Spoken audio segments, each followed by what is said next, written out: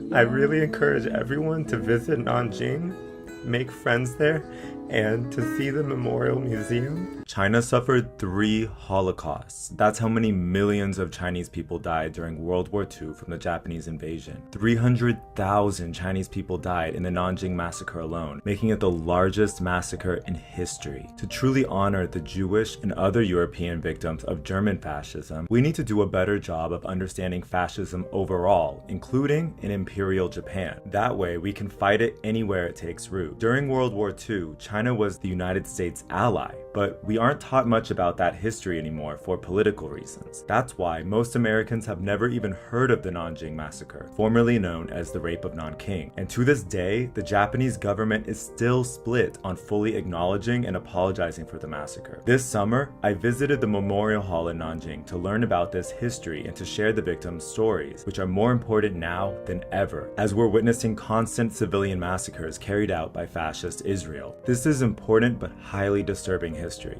Please watch with care. In just 6 weeks, the Japanese military murdered 300,000 people in Nanjing. That would be like if 40 people were killed in your city before you finished this video. And cruelty was the Japanese army's official policy. They had to be cruel and dehumanize the Chinese to justify killing them for their land and resources. At the museum, I learned stories of countless atrocities of torture, entire facilities for the mass rape of women and girls, publicized killing competitions, and stories of the bloody corpses of mutilated families left in the snow to freeze together into a single mound of human flesh. From the very first days of the massacre, documents show that there were too many bodies to dispose of. The Japanese were murdering so many people that the bodies of their victims were getting in the way of murdering more, and soldiers began to complain of the constant putrid smell. There were too many bodies piled in the streets for the Japanese army's vehicles to drive over them. The bodies couldn't be burned or buried fast enough, and nearby ponds disappeared after being completely filled with corpses. The museum itself is located on a mass burial site where you can see the partially excavated human remains. One solution for the Japanese was to tie hundreds of civilians together and bring them to the Yangtze River for execution, so that their bodies could be quickly dumped into the river, but the thousands of bodies eventually even clogged the river. The corpses often washed back ashore or lodged into boats trying to pass. All this brutality started with Japan's Prince Asaka. Documents show that he gave a, quote, "kill all captives" order, which instructed the Japanese army to immediately slaughter the tens of thousands of surrendered Chinese soldiers in Nanjing, when other armies at the time would have typically taken the troops as prisoners of war. Later, Japan's scorched earth policy they were using across China would be formalized into the 3 Alls directive: kill all, burn all, loot all.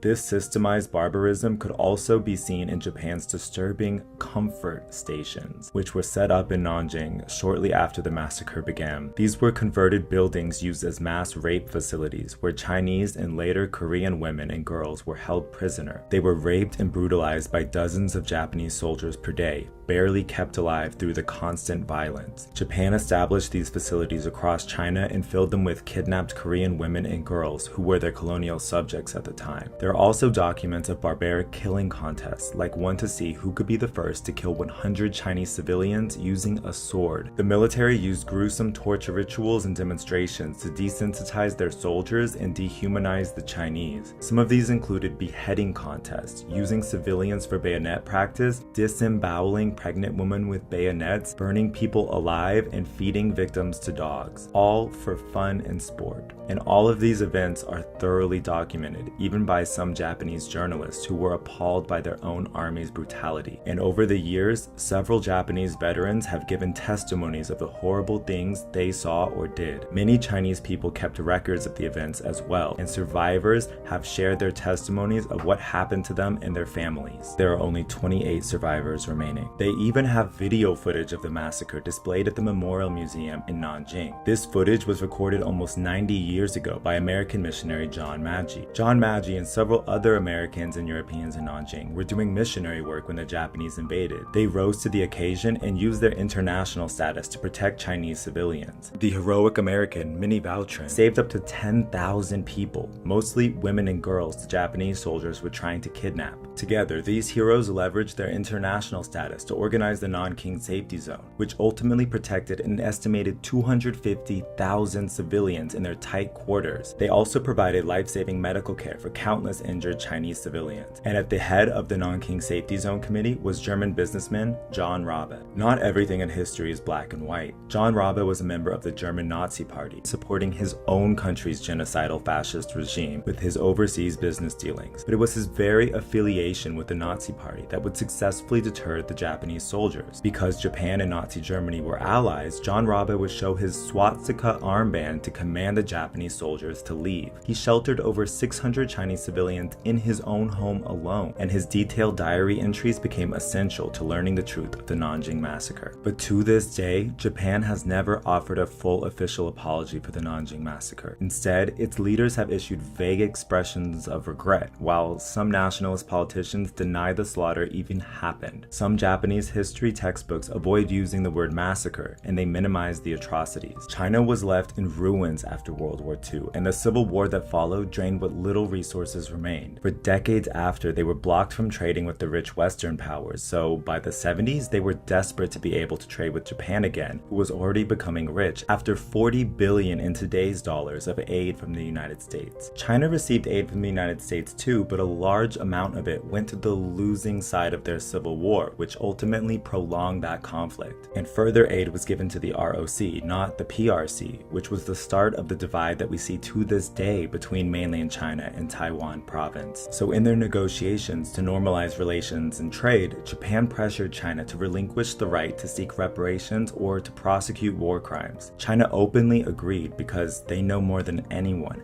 how invaluable peace truly is. And that was the part of the museum I really wasn't ready for.